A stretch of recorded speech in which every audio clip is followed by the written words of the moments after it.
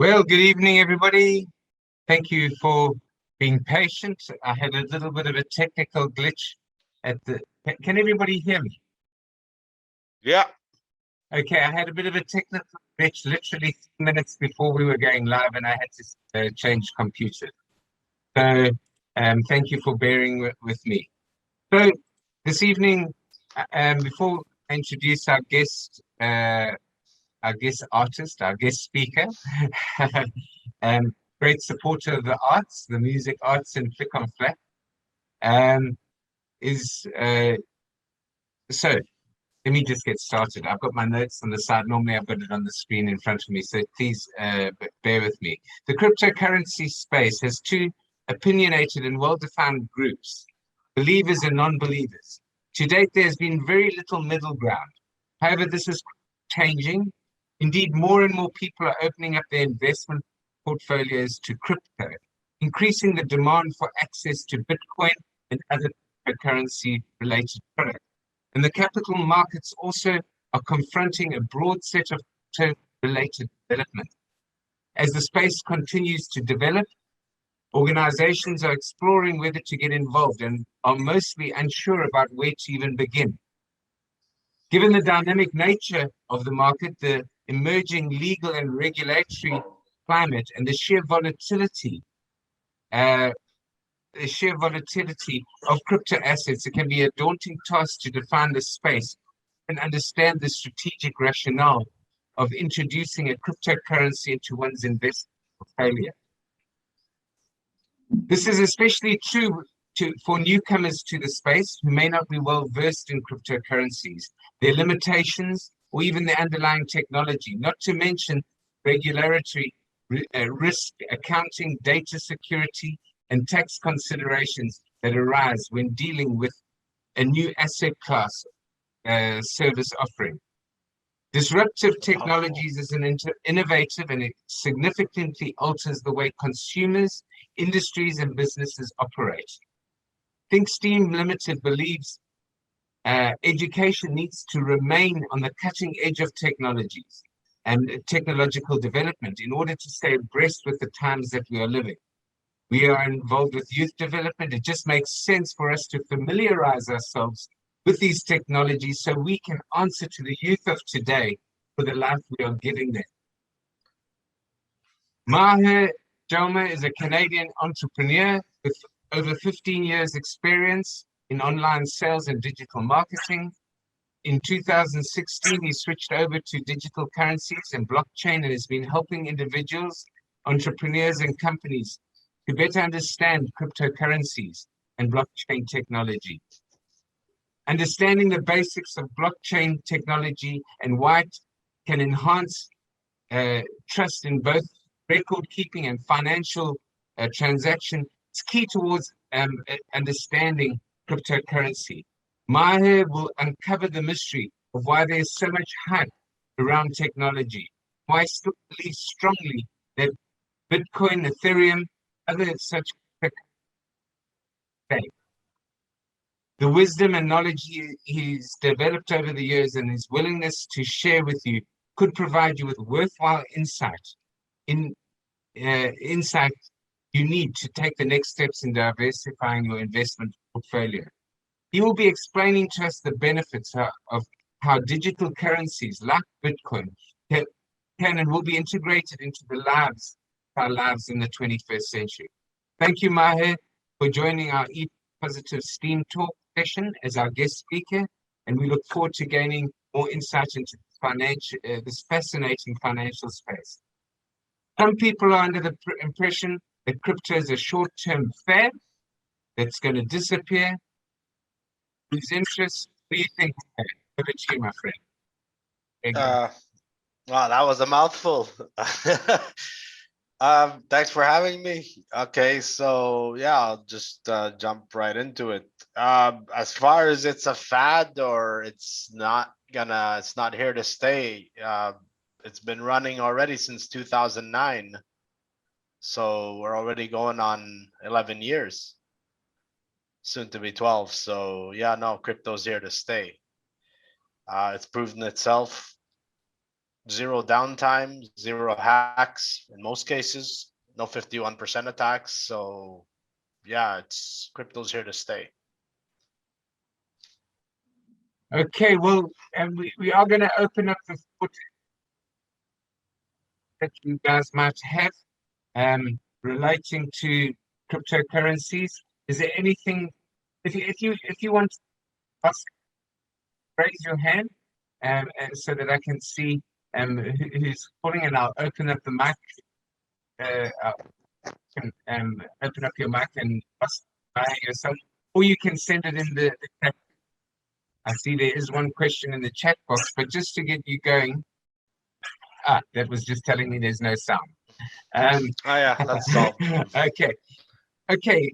Just to start off the questions, how does one begin to even understand where to begin before investing in crypto? How do you decide which crypto to invest in? I know you're a big fan of Bitcoin. So if you'd like, I mean, before investing, I mean, it's like when you invest in anything, the number one thing is go and read up on it, do research, go understand it, do the basics. Um, n- this day and age, like now the way crypto is going, just go on YouTube and just in the last hour, you must like maybe there's 20 new videos that got uploaded. So there isn't there isn't a shortage of resources as far as learning what it is, understanding it for all levels, uh, and that's the best way to start. Second thing is do do a transaction, do a simple. You could go on, I mean, you could go on. I'm sure now everybody has a friend that's involved in crypto one way or another. So just talk to your friend and ask him, hey, let me buy, like send me $1 worth of crypto just to see how it works. kind of like you did for me. Kind of like I did for you and If I can many just other. I was completely blown away. Um, we were having a drink together, and Maya was telling, and he says it's so easy. And within within 3 minutes after downloading an app, he sent me $2. It's worth $50 now, Maya. Oh yeah, yeah, yeah. It's come a long way. Yeah, it's come already. Yeah, that's true. Yeah, when I sent it to you, that was around. I think Bitcoin was like around like five thousand Eight, dollars or something. yeah, yeah, it was crazy. Yeah. Actually, okay, so So has anybody, Brian, had, I'm just following the names. Name. Has anybody got something they would like to ask um, Maya before I move on to my next question? This is an opportunity for you to explore crypto and to learn. Yes, we've got Menon. Okay, Menon, like to go. Yes. Hi, Jason. Hi, Maya. Quick hi. question about the volatility of Bitcoin and crypto in general. I mean, that's quite scary when you see how those those curves look like from one Yeah. period to the other, and that tends to scare some investors who want maybe more safety by going, your traditional investment, being in stock exchange and so on. So how do we deal with that kind of volatility when you have Elon Musk making one statement and you see Bitcoin going down the drain? How do we deal with that? Thanks. Okay. Yeah, no problem. Thanks for the question. Good question. Okay, so first of all, volatility is everywhere in a lot of markets. You just happen to notice it more because, the headline says, "Holy cow, Bitcoin crashed," just, because the price is so high.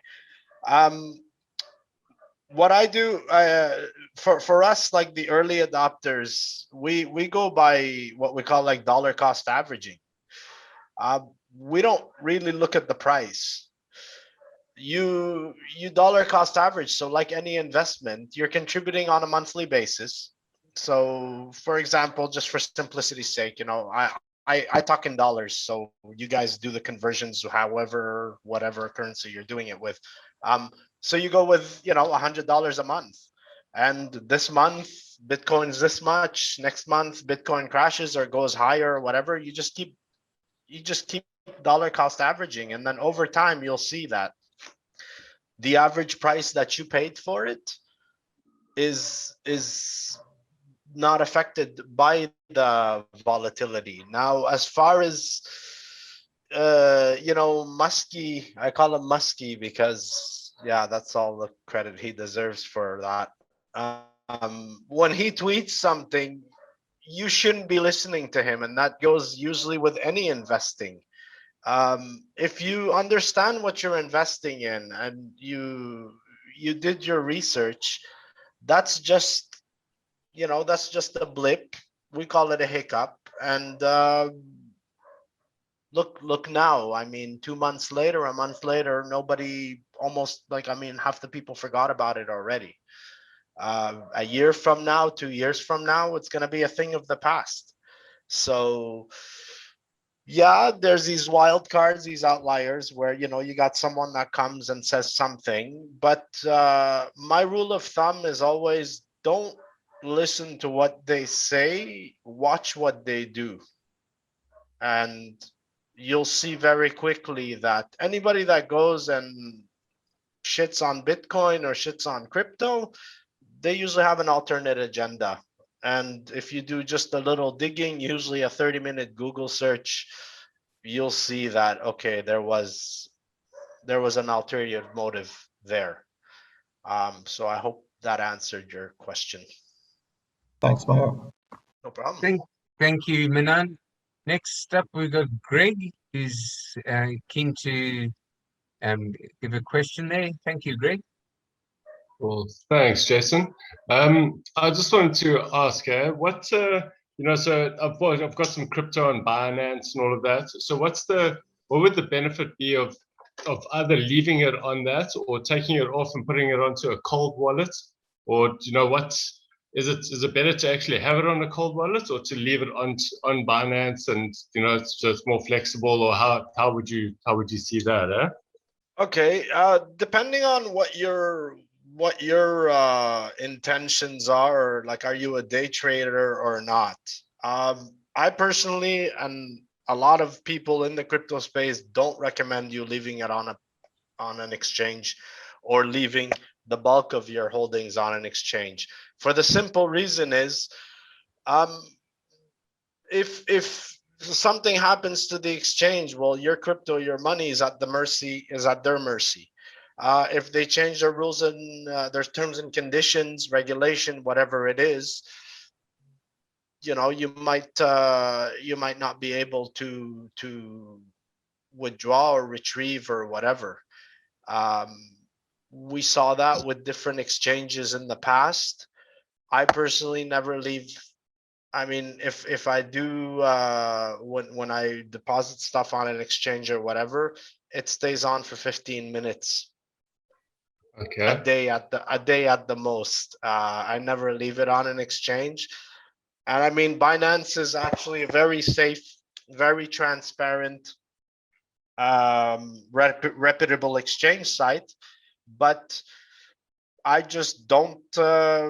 I'm happy keeping it on my wallet, and at least, like, I'm a control freak, so I like to control my money. Okay, so do you think then the best thing would to have a cold wallet, like a Trezor or something like that? Order one of those. I mean, or just put it on your computer, or obviously not on your. Again, it depends. Wallets are you got different types of wallets. You have your hardware wallets like Trezor, Ledger, which are the best in terms of security. Desktop wallets, like the apps on a desktop, those are secure as well. Their security depends on your habits on that device. Mobile wallets are the least, not the least, sorry, second least, and then online wallets, like online browser wallets, usually centralized ones, those are the least secure. So now, depending on what amounts you're talking about, so think of like your regular habits with money. If you're sitting on $1 million, you're not going to leave it under your mattress, which is the equivalent of a mobile wallet or whatever. You're not going to leave it in a checking account.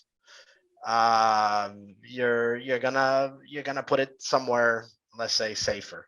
The hardware wallets, they would be the equivalent of a vault or a security deposit box, or like, digging a hole somewhere in the woods and nobody has access to it, and you have like a treasure map or whatever. You laugh, but I know No, some people that are that- that crazy.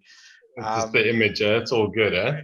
It's yeah, so I mean, yeah, if you're like, I mean, the people that I work with and that I've introduced them to all that, they started with little amounts, so they didn't take security too seriously.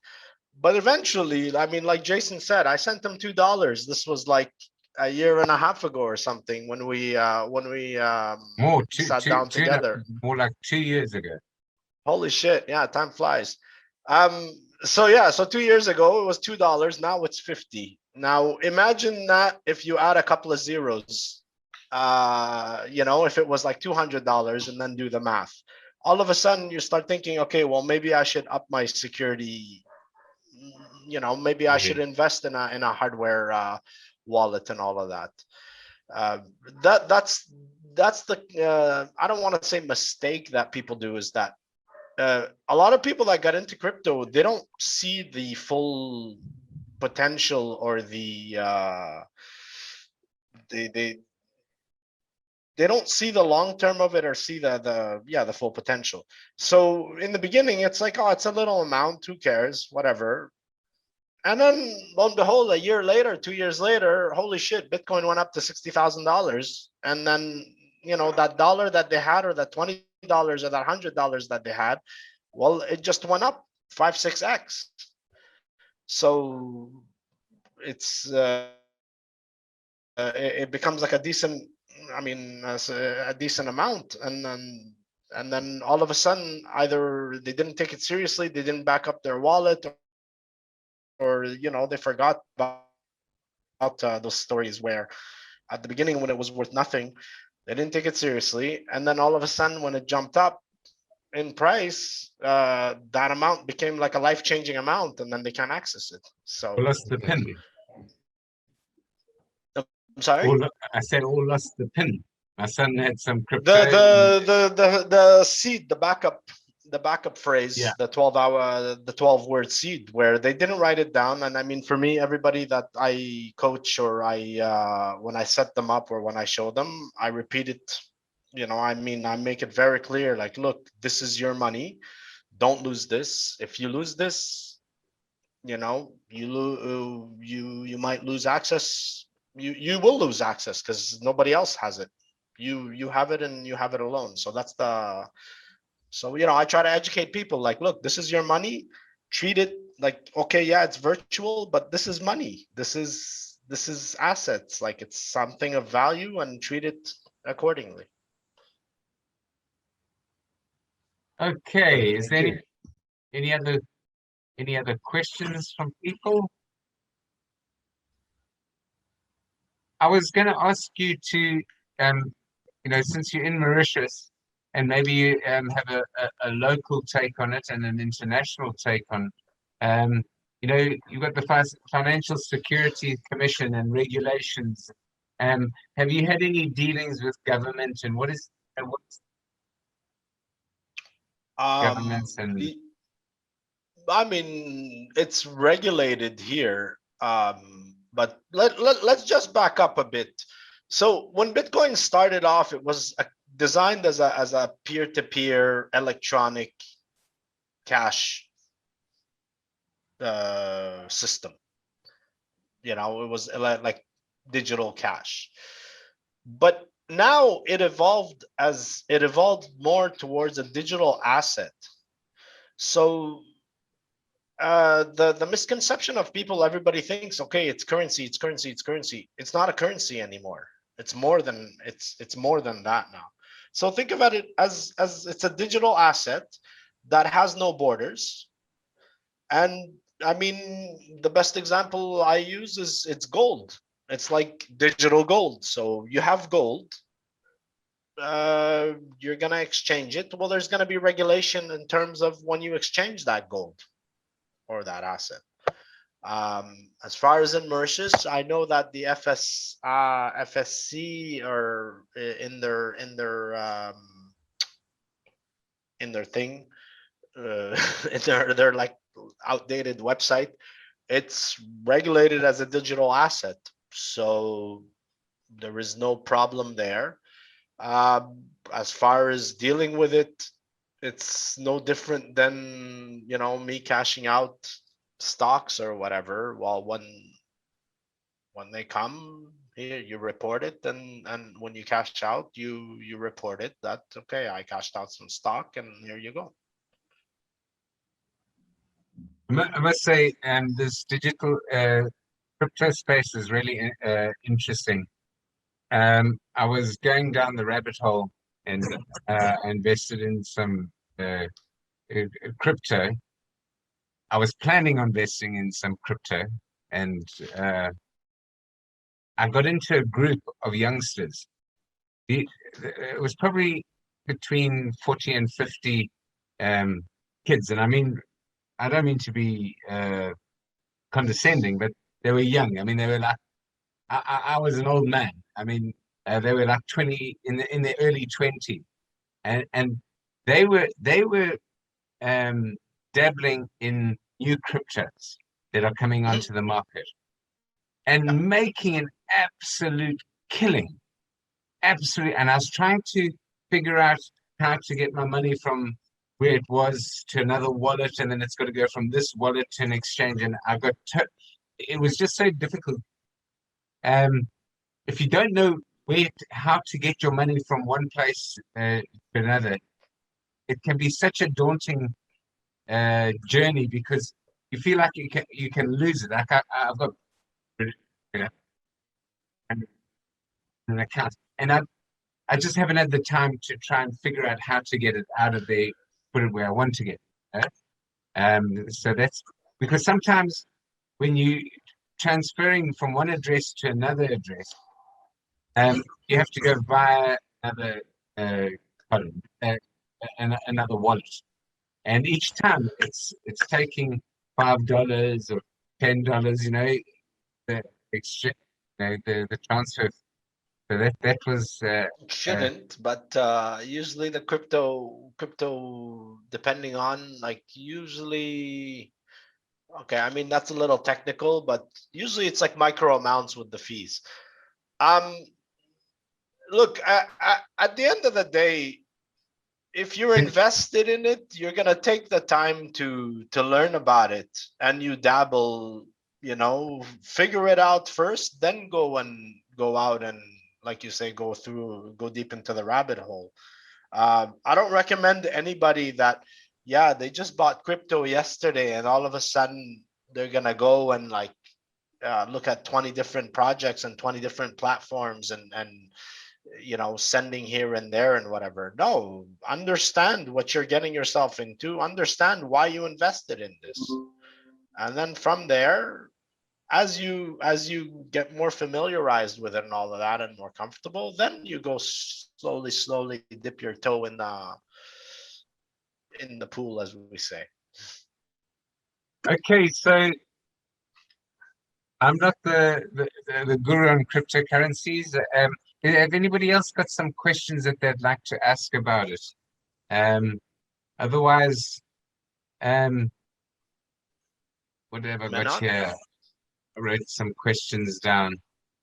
Yeah, I think you got a raised, and you got some Minan that raised his hand okay, again. Minan is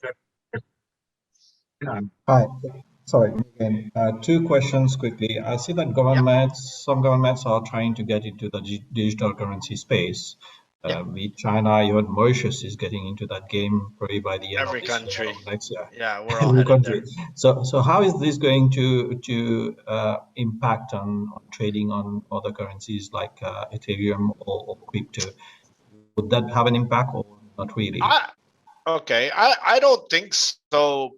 because okay, all these CDCs, whatever they call them, like central bank digital currencies, at the end of the day, they're no different. They're your, it's your everyday currency that you're using. It's just it's not in cash form anymore. Like they gave it this fancy name, you know, it's a CDC or CD central CBDC. That's it, central bank digital currency. It's still the rupee, it's still the dollar, it's still the euro, it's still the whatever it is. Um, at the end of the day, all it is they're basically eliminating cash. Now, how does that affect cryptos? I don't think it's gonna affect. It's not gonna affect cryptos because uh, it's evolved now where cryptos now they have like a utility that went way beyond the currency part, the just the peer-to-peer exchange. uh now you could like you build on them, you could build applications, you could build like smart contracts, you could do so much with it, and we haven't even like scraped the surface yet. This is basically, think of it like when the internet came out, how it changed communication, how it changed business, how it changed information. And 25 years down now, we're still discovering new things with the internet. We're still doing new things, and it's just getting, you know, it's getting better and better. Uh, so same thing, those central currencies, central bank digital currencies, it's just going to be another, it's going to be another currency that's backed by nothing, like every other country, like you see now. And as far as, you know, I mean, okay, if Ethereum or Bitcoin or whatever, it proves its purpose, and people see that, okay, this is a good store of value, this is a good, that has a utility, it's doing something, then they'll use it. Yeah. Like you said, it's more of a digital asset now, and it has a life on its own compared to, you know, having the rupee in digital Well, form. I agree with you. and to me, that's the amazing thing, how crypto evolved. That before, everybody was like, oh yeah, you know, when I wanna, like, we wanna, the day we're gonna be able to buy a cup of coffee with Bitcoin, and then anybody again that's been in crypto would be like, why would you want to buy coffee with Bitcoin? That's like going to Starbucks. You guys don't have it here, but like, you know, that's like Buying going to with gold. Starbucks and saying, here's the gold coin. You know, no, you don't do that. And the argument, even the gold guys, the gold bugs, where they argue, well, you know, it's digital, it's backed by nothing. Well, have you looked at the dollar lately? Have you looked at any other central bank currency where they're printing away, and like there's no tomorrow, infinite quantitative easing or whatever they call it, QE infinite, and they got all these terms that they're just basically saying that, yeah, we're just gonna be printing away. And I mean, hell, have you seen like what's happening in South America, in Zimbabwe, and like all of these places where they're just printing. Hyperinflation is just going through the roof. So yeah, now that it's a digital currency, it's a digital asset. Well, it has a utility past the cash part, and you could do much more with it now. Sure. One other question quickly in Yeah. terms of the sustainability of the technology behind crypto. You know that crypto mining requires lots of computing power. It's not very ecological. So would that be a limitation in terms of how crypto evolves in the future? No. That whole narrative of the eco and power, and you know, it's power. What is it like lately? Power There's just hungry. been it's power hungry, and like it's not sustainable, and blah blah blah blah blah blah. I mean, take a look at our banking system anywhere in the world. Just from the point you print money to the point you transport it, how much energy does that require? Take a look at gold mining, uh, precious metals, whatever it is, like mining industry in general. How much power does that require? Hell, take a look at your public transportation here. that produces, you know, much worse CO2 and whatever than you know, the mining. Like any technology in the beginning, you know, there's kinks, and you need to work those kinks, and it evolves to be better. You look at the first automobile, you think it was you know, like this, or they didn't even think it was going to get to that. When you look at the cars and you know, like the cars in the 70s, were they thinking like fuel emission and all of that? No. And eventually it improved. And were they thinking of fuel economy? No, they weren't. Were they thinking of safety? No. And then every time something, it just got better and better and better and better. And I mean, pretty soon now, they just announced it, that what they want by 2030, 2035 or something, to eliminate combustion engines or vehicles or whatever. We're headed that way. So crypto is going to be the same thing. As far as mining, that's going to be a thing of the past. As You think so? yeah. I mean, it's, look, you look at the second and third generation cryptos where you don't need to mine. It's proof of stake. So they've addressed that. Basically, what happened is, take a look at the evolution in the last 12 years, where generation 1 was Bitcoin. You send, you receive, that's it. Generation 2 was Ethereum, where they said, okay, we like what Bitcoin does, but we want it to do more. Still keeping that mining aspect that you needed to mine it. Generation 3 came along and said, well, why do we need to mine? Why do we need to have this exhaustive, elaborate way to generate? Well, no, let's just have it running on everybody's computer. And if you're holding some, well, you have a stake in this project, and then we're going to incentivize you by giving you a reward. And look at it now. I have cryptos where I don't mine. I mean, even to me, if you ask me, mining, you're 6 years too late. It's like something from like 6 years ago. Yeah, that's my thing on mining. Thanks, Maher. No problem. You're muted. You're muted, Jason. Okay, sorry about that. I have a question from Pritika. How will crypto be using quantum computing? Ooh, that's a good question. More like, what's quantum computing gonna do to crypto? I mean, if anybody knows anything about quantum computing, is that you're basically you're doing processes at an exponential level. I don't know. I think in terms of Bitcoin and mining and all of that, I mean, you got a quantum computer would just wipe out all the existing miners. But in another token is with 90, what is it like now? We're at 85%, 90% that's already mined. So you know, it's, I mean, it's gonna come, and we'll see. I mean, I don't know much about like the technical side of mining. I just know that it's 6 years too late. If anybody wants to get into mining, it's not what it used to be at all.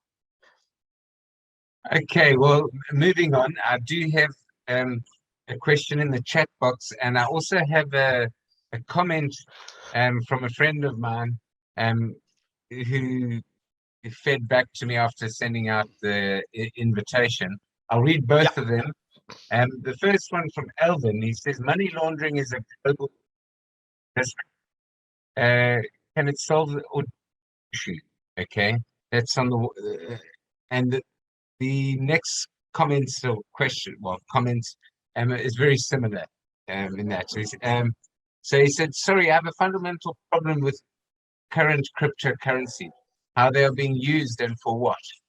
And they are generally used to avoid contributing to the country's tax base, whilst the users still expect free services from the country. The dilution of the tax base, needless to say, seriously hurts the poor, and obviously is no skin off the backs of people who can pay 36,000 US for a Bitcoin. Would you like to? Wow. Okay. We'll start with the, okay, so the money laundering question is, sorry, because it cut off a bit. It's money laundering, there's Illicit activity, blah, blah, illicit blah, activity, blah, blah, blah, trafficking, all of deepen the that. issue. Yeah, yeah, yeah. And is it Yeah, gonna, that's a load of, okay, so that's a load of shit because, okay, if you look at anywhere in the world, go talk to any criminal organization or whatever it is, they don't accept Bitcoin. They take the US dollar. And there's actually studies you could go to, I think it was masari.com or something. They did a study where for every dollar that was used illegally, or sorry, for illicit purposes in Bitcoin, $18 were used in the US dollar.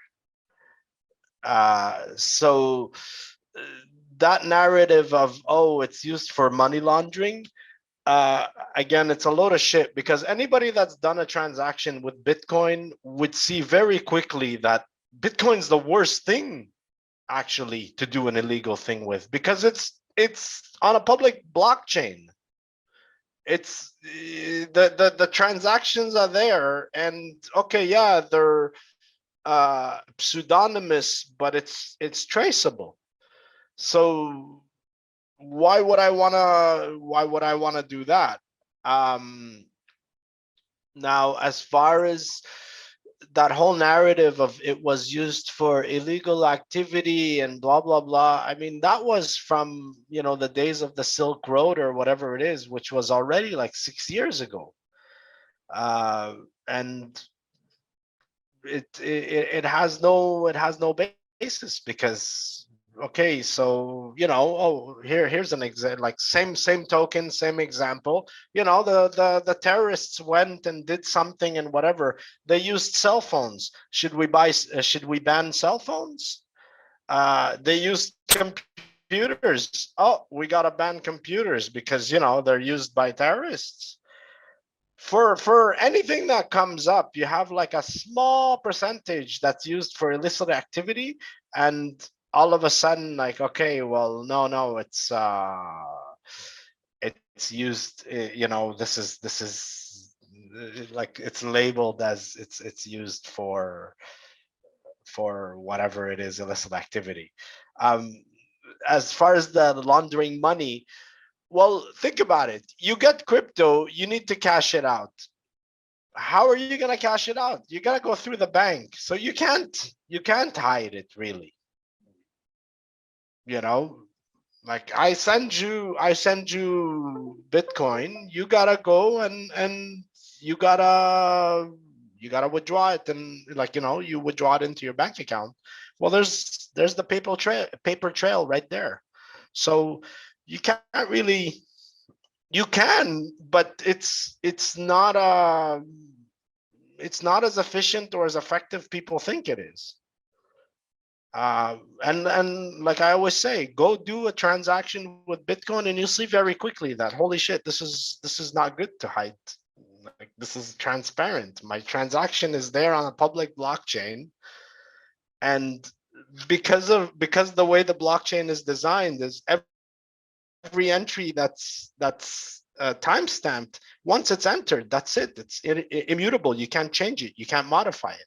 So you could look back 10 years down the line and that transaction is there. So that's okay. So money laundering, illegal activity, as far as the whole, it's for rich people, I disagree once again, because in anybody that's here in the in the chat. I'm assuming you guys are all adults and that you have some kind of investments, or you've invested, or whatever it is. When you go to your investment guy, your financial guy, and you're like, I want to invest, there's a minimum amount that you have to start with. For us back in Canada, it's like, let's say $10,000. The reason it's $10,000 is because there's so many intermediaries and so many like middlemen that you gotta pay off. Sorry, these I hear these dogs and they're. Let me just close this.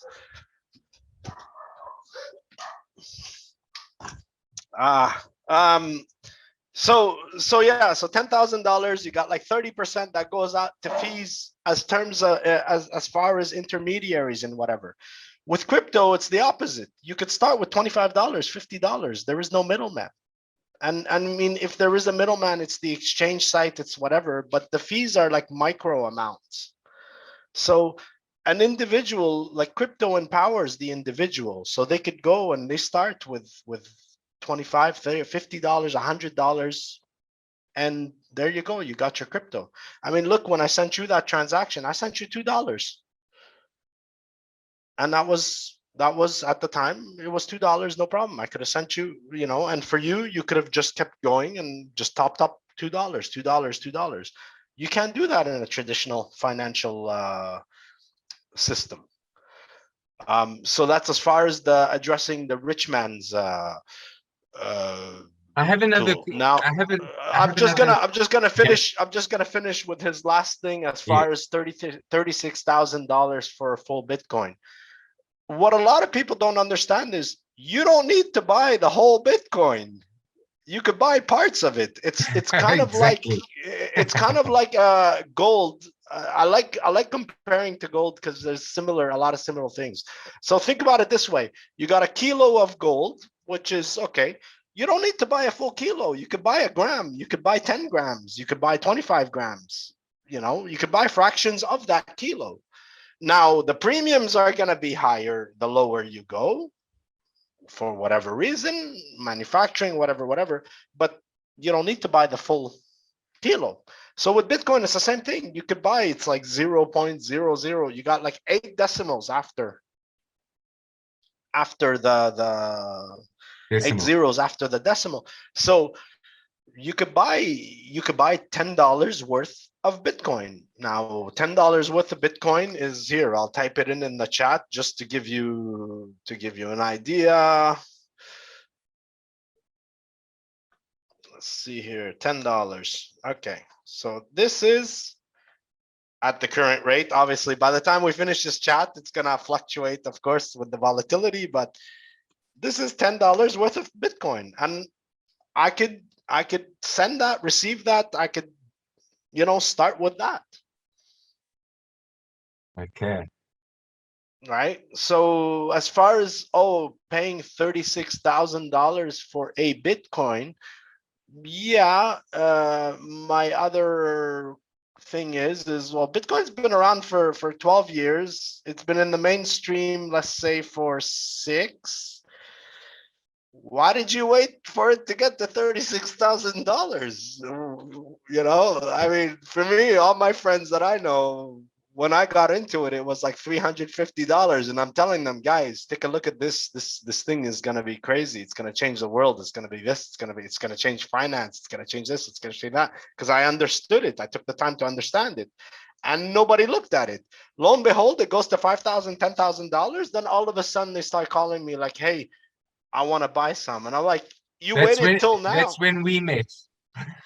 Yeah, no, that was but so okay, it's at 36,000 now. When the mass adoption really kicks in, which we're still not there yet, like the institutional money hasn't come in yet. Now we're still in like phase 2, where now like the awareness is there and all that. When it hits $250,000, $300,000, all of a sudden 36,000 is not going to look so bad, right? And once again, you're not going and buying a full Bitcoin like here's $36,000. No, buy $50 at a time, buy $100 at a time, or 10,000 rupees or 5,000 rupees or whatever euros, or just buy incrementally, and you'll see it's like buying gold. You're buying 1 gram at a time. Okay. I hope that answered all the questions. Yeah, this is another comment. Is anyone got an idea? South Africa has already banned South African cryptos out of South Africa. Crypto Anyone has considered an asset, so, it's liable to in tax in South Africa. They ban moving SA cryptos out of SA. Crypto is considered an asset and is, hold on a sec, this is.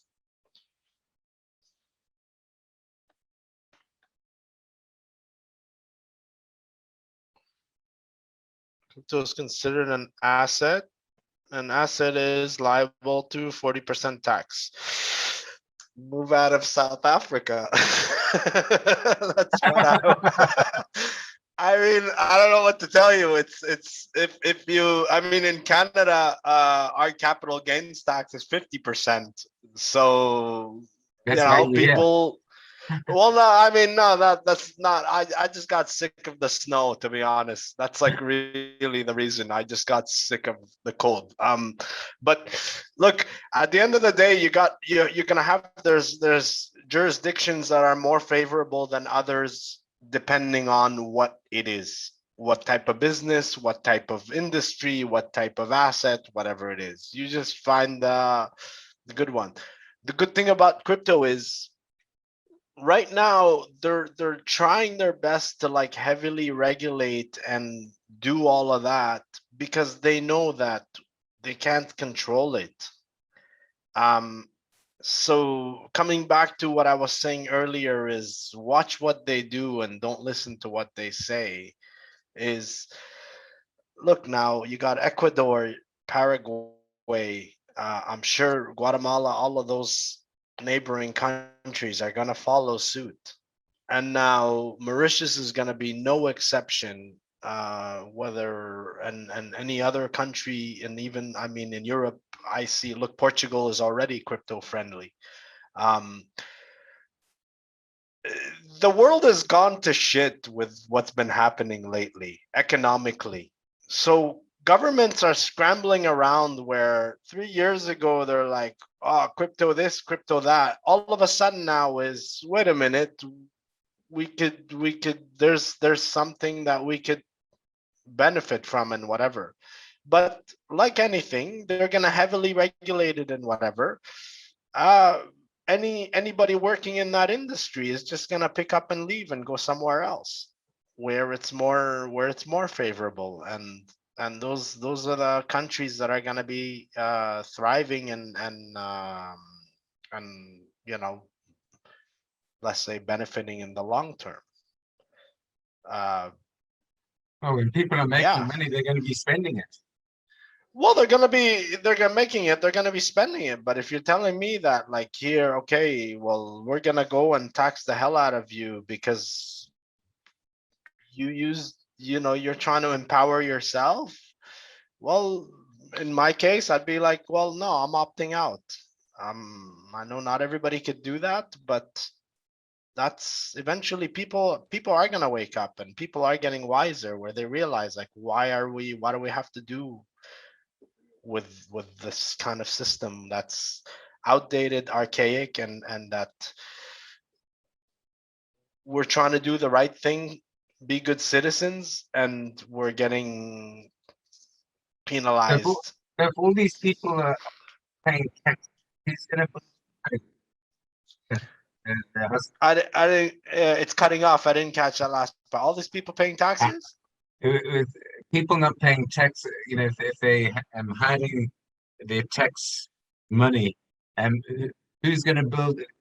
More people are this, who's going to build the hospitals, and who's going to build the road if there's no tax coming in? this? I think you're That was an gonna argument.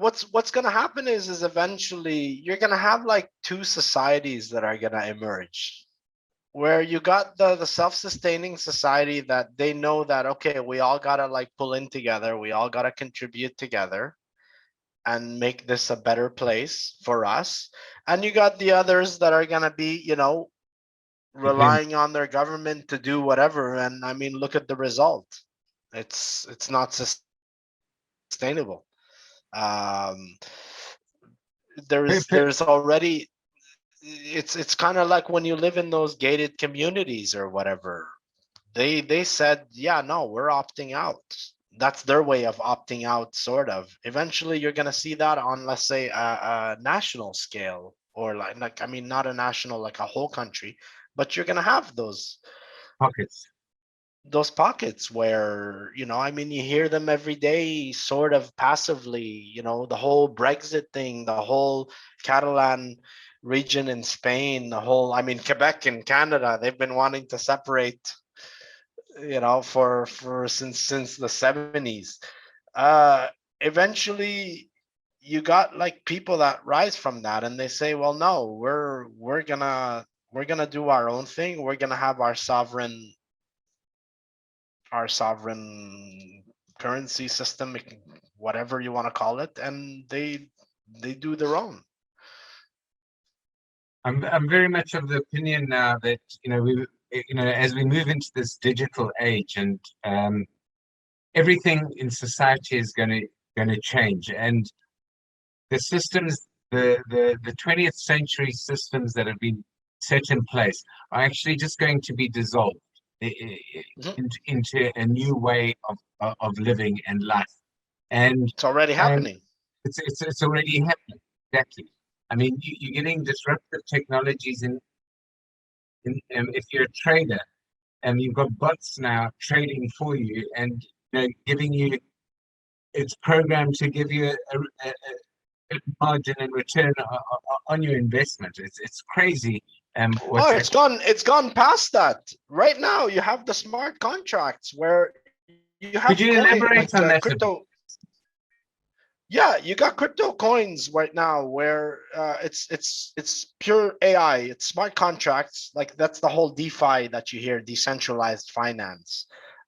You don't need a bank anymore.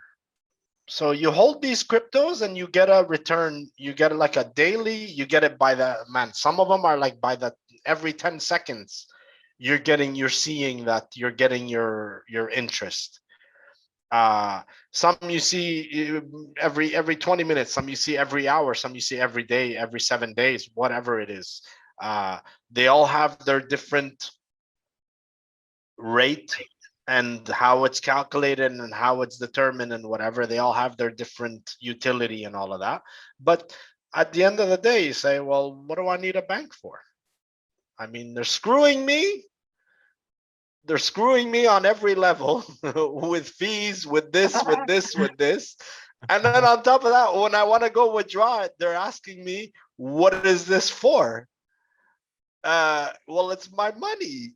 And they're like, well, we need to know. And then they use the whole narrative of, oh, it's AML and whatever, or my favorite is, it's for your protection. And I'm like, come on, don't bullshit my protection.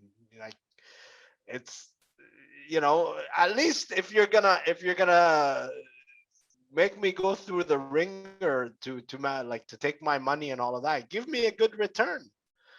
And you're not getting that. And then now with crypto, like with DeFi, that whole thing is this whole generation is gonna see, the new generation of these young kids and all of that, they're gonna see, they're like, what's a bank? Why do you need a bank?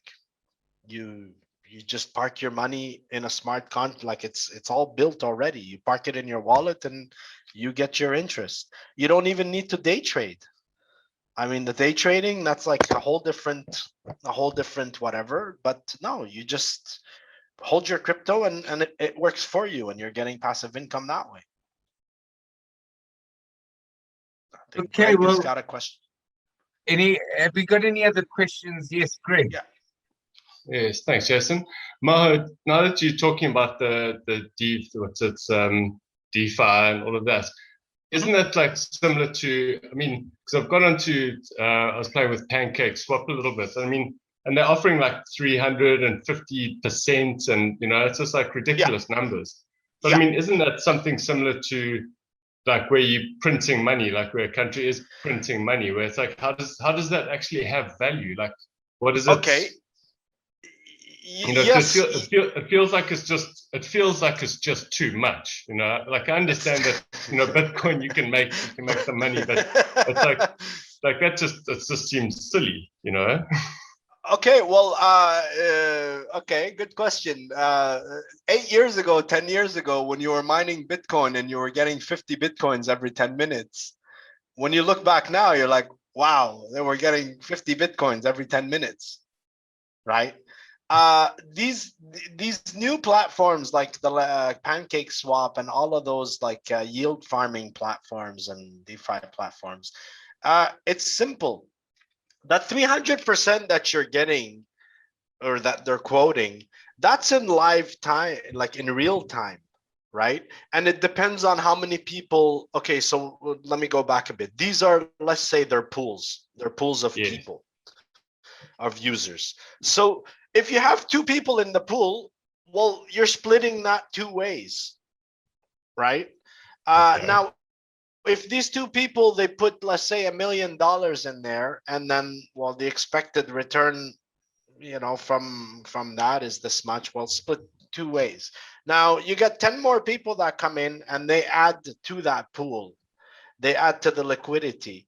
Well, you're going to have a larger number, and maybe like there's a point where, let's say, the liquidity is higher than the number of users on the pool. And eventually what happens is you got a higher number of users. So now you're splitting the piece of the pie amongst more users. So that 300, when you're looking at 300%, yeah, right now it's 300%. Tomorrow, it might go down to 150. Yes. And next week, it might go down to 5. Because what happens is the early adopters, the early guys, they come in, there isn't anybody. So it's kind of like you're the only restaurant in town. So in the beginning, you're making all the money. And then eventually this guy opens a restaurant, this guy opens a restaurant, this guy, well, now you're sharing, you're splitting the market depending how many ways. And eventually your margins get smaller and smaller, right? And your piece of the pie is that. So because it's new and because it's still, I mean, it's still the Wild West in crypto. Now they're coming up with more regulation and whatever, but it's still the Wild West. So now you're going to see some crazy returns, and you're going to see some things where you're like, what the hell? How's that possible? It's simple, is that you got all these people rushing in to put their money because they saw that, holy shit, it's giving 300%. But then as soon as they all rush in, you'll see that rate gets adjusted right away. Yes. And then the next day you log in and you're like, wait a minute, it's not 300 anymore. Okay, so, cool. I mean, mining works the same way. Why I say mining is you're 6 years too late. It's because up until 6 years ago, you had 150 miners. Maybe I'm exactly like, okay, for numbers, for simplicity's sake, you had 100 miners. So you're splitting that reward, the mining reward, between the computing of, like 100 miners with their respective computing power. Now you have 2,000, 3,000, 5,000 miners, and that the reward got reduced because of the halving, like every 4 years. Well, now the market got larger, but the rewards are smaller. So your mining reward is not what it used to be, and the whole yield farming in the DeFi is in essence the same principle.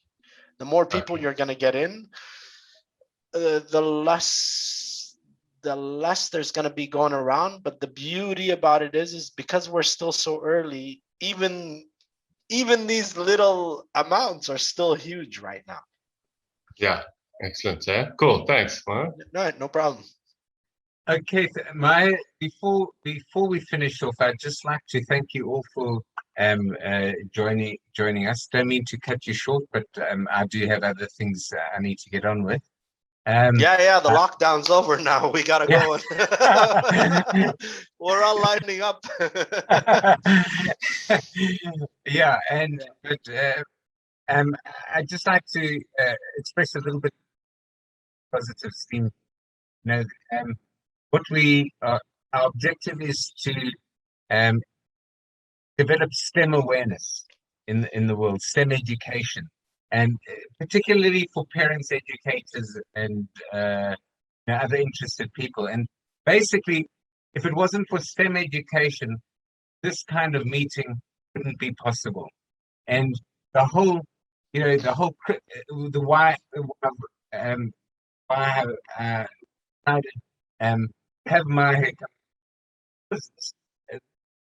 space, and it wouldn't blockchain technologies and crypto around it from STEM understanding of technology. STEM obviously being the science, technology, engineering, and mathematics. So I'd just like to put it out there that next week I'm going to be we have these talks every 2 weeks. So it's twice a month, and once a month we have a guest speaker. Our last guest speaker was Mr. Silvano De Genere from CERN, and thank you, Maher, for joining us for another one. And I'm sure we're going to get public demand to have you back. No, it's my pleasure. I hope that I helped with whatever, answer anybody's questions. And if you guys have any questions, you can hit me up, find me on LinkedIn. It's Maher Jomaa. And if I'm the only one that's not a doctor, you're going to see a whole bunch of Maher Jomaas. I'm the only one that's not a doctor. And then on Telegram, you can find me. Blue Street Crypto is my handle. And you have any questions or whatever, don't contact me for financial advice. But anything else crypto wise, no problem. So on that note, just to finish off, next week I'm going to be doing a STEM talk, and 2 weeks after that we're going to have another guest appearance. So thank you very much, and if anybody wants to hit me up, get me on WhatsApp. If you want to get a video recording of the session, please just let me know, and I'll retransfer and get it to you. Thank you very much for joining us, and good night. Thank you. I will chat to you later. Okay then. I think Menon raised his hand. Menon, yes, Menon. Menon, yeah. Sorry, I was just clapping, not so much raising my hand. Oh, okay. Okay. Yeah, that's all. Yeah, you're welcome. Okay. Thank you very much, everybody, and we'll see you next week. week. All right, guys. Thank you. Bye. Bye-bye. All right, thanks. Take care, guys.